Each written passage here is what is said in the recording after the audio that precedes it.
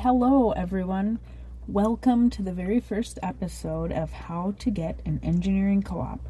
My name is Brandy and I will be your host for this podcast. So this podcast is for student engineers who are looking for their first internship or co-op. It'll give practical advice to help you find the opportunities that fit you. Why am I creating this podcast? Well, a little bit about me. I'm a first-generation college student. I earned my Bachelor of Science and Engineering degree in 2015. At the time of this recording, that was over 11 years ago now. I worked as a development engineer for a number of years. Shortly after I became a development engineer, I went back to the school I graduated from and started teaching technical courses. After about 4 years of working as a development engineer, I went back to the school where I graduated from, which was Minnesota State University Mankato. It was a program called Iron Range Engineering, and we created a program specifically for co-ops. So it's a transfer program for students from all over the United States who have earned their pre-engineering coursework from community colleges. The Iron Range Engineering program allows them to work full-time as an engineering co-op for their junior and senior years while they're earning their degree. So I worked there and I ended up specializing in helping students find co-ops, as well as talking with a lot of companies about their co-op program, and I would organize career fairs and things like that. After working there for a number of years, I left and worked as a process control engineer for a few years, and now I am doing my own thing. I want to be able to reach more students who are looking for engineering co-ops, and that's why I'm making this podcast.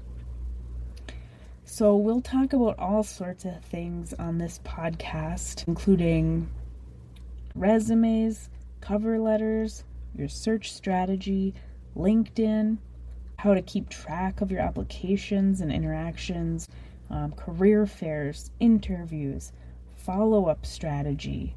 Following up is very important. Common mistakes that students make. We'll have interviews with employers and we'll have interviews with students. So all things to help you, the student engineer, find a co-op.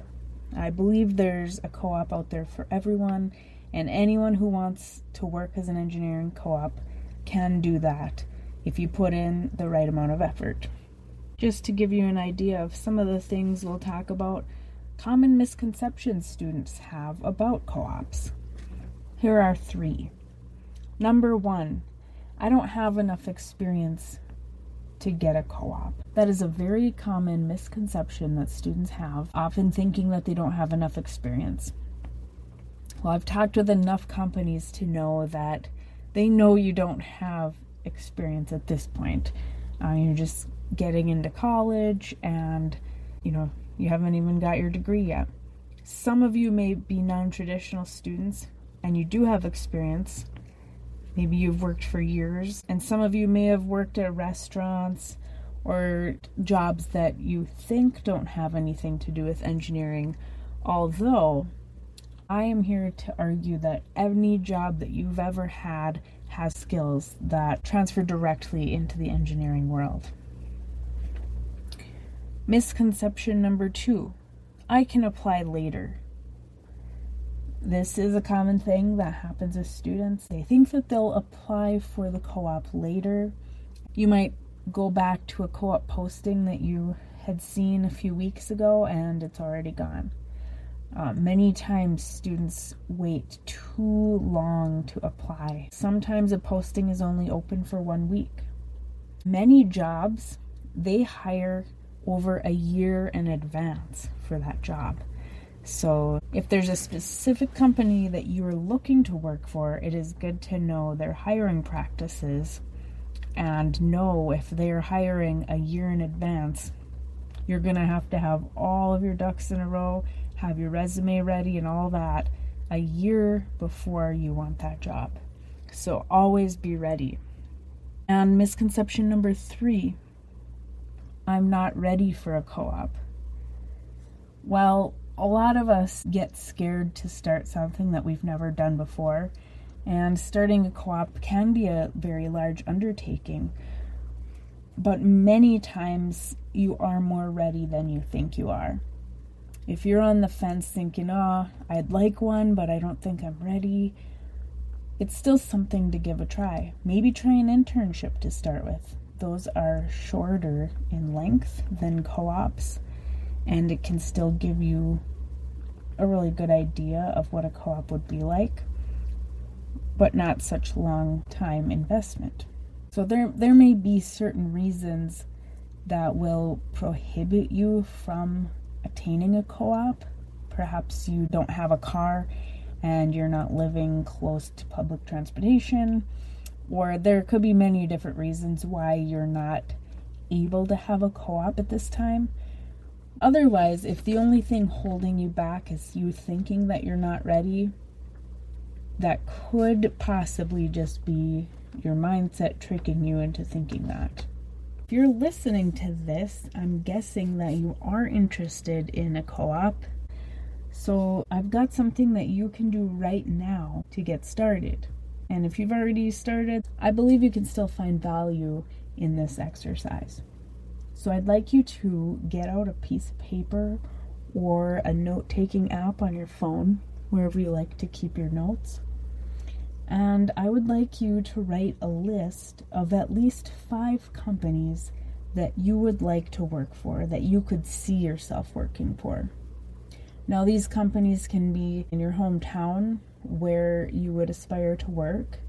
This could be something as big as NASA or Blue Origin or SpaceX. Whatever the company is, it's okay. Just think of 5 companies. Now, you can also spend more time and do some research online and come up with 5 companies that way. You could do a little deep dive into each of those companies and write notes on them, or just come up with the list. But just having that goal of those 5 companies will help you begin to orient yourself to find your direction for the future. It's okay if it changes, but this is something you can do right now to get started. All right, I have so much more to share with you, but I'm going to end this podcast now. I just wanted to give you a little taste and introduce this podcast, myself, and the reason why it's here. To sum it all up, I'm making this podcast to help students find co-ops. I've developed a passion for helping students find opportunities. I like to say that I help students create their own success, because I'm not doing the work for you, but I'm helping you to learn skills and things that you can do to create more opportunities for yourself. And the best part is seeing students succeed. Sometimes it takes a lot of work, but the very first co-op or the very first internship you get is the most difficult, I would say, after watching a few hundred students go through this process. And after you get that first one, it's so much easier after that. So the very first co-op is definitely the most difficult to attain. That's why I'm here to help you to find that co-op. And we will learn the skills and everything it takes to get it. So thank you for listening to the first episode of How to Get an Engineering Co-op. If you found this helpful, please subscribe so you can stay up to date on new future episodes. And until next time, you've got this.